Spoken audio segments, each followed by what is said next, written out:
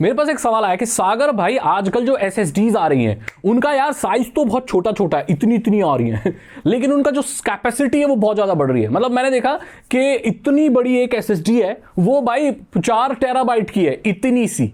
तो ये क्या हो रहा है? पहले आप देखो तो यही स्पेस खरीदने के लिए आपको बहुत पैसे देने पड़ते थे। 1 टेराबाइट खरीदने के लिए कई हजार देने पड़ते, 10 11 12 20 हजार देने पड़ते थे, वो भी हार्ड डिस्क में मिलता था। एक जमाना ऐसा था। आजकल देखो तो 4-5 हजार रुपए का या उससे भी कम में आपको M.2 वाली एसएसडी मिल जाती है जो 1 टेराबाइट की होती है, इतनी सी होती है। तो ये इस साइज कैसे छोटा हो रहा है एसएसडी का या जो भी स्टोरेज का, और पैसा भी बहुत कम होता चला जा रहा है। देखो इसकी वजह यह है कि जो भी स्टोरेज मीडिया इनकी टेक्नोलॉजी में बहुत इन्हांसमेंट हो रही है और इसके पीछे नैंड स्टोरेज है, NAND, जो कि नॉन वॉलेटाइल एक मेमोरी है जो कि स्टोरेज के लिए यूज होती है।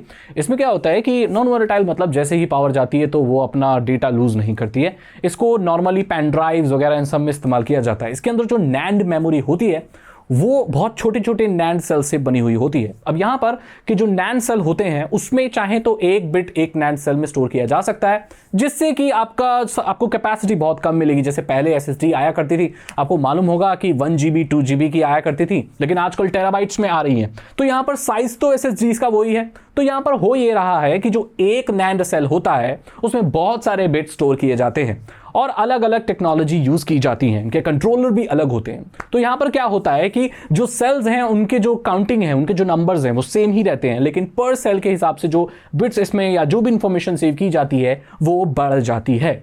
इससे फायदा ये होता है कि आपको बहुत ज्यादा कैपेसिटी मिलती है। जैसे कि फॉर एग्जांपल अगर किसी एसएसडी में 4 नैंड सेल है, हालांकि इतने कम होते नहीं है बट फिर भी एग्जांपल के लिए बता रहा हूं, 4 नैंड सेल हैं, एक सेल में सिर्फ 1 बिट ही आ सकता है, तो इसमें आपको कम स्टोरेज मिलेगा, 4 बिट मिलेगा।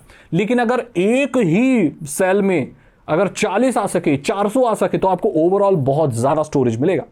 इसकी प्रॉब्लम ये होती है कि स्पीड कम हो जाती है, क्योंकि अगर एक सेल से बहुत ज्यादा बिट एक्सट्रैक्ट करने पड़े, रीड एंड राइट करने पड़े, तो उनकी ऑब्वियसली जो स्पीड है वो कम हो जाएगी। तो इसीलिए आजकल जो आ रही हैं एसएसडीज वो आ रही हैं बहुत ज़्यादा साइज की, लेकिन अगर आप ध्यान देंगे कि उनकी स्पीड जो है वो इतनी अच्छी नहीं है।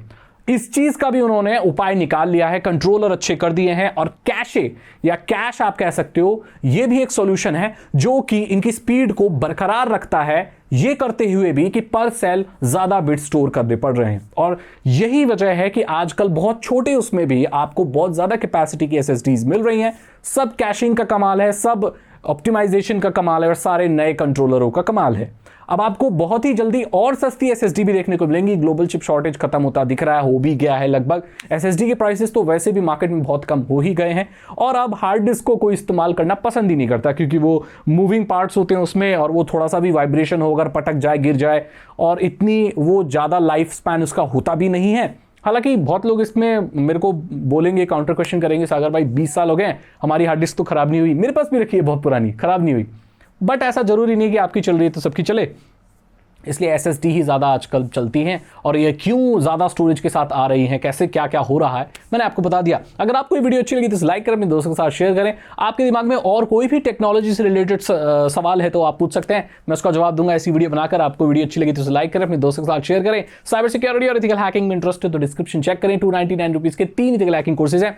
आसान भाषा में आपको इथिकल हैकिंग सिखा देंगे। चैनल को सब्सक्राइब करें, बेल आइकन को प्रेस करें, और मैं मिलता हूं आपसे अगली वीडियो में। Thank you so much and good bye.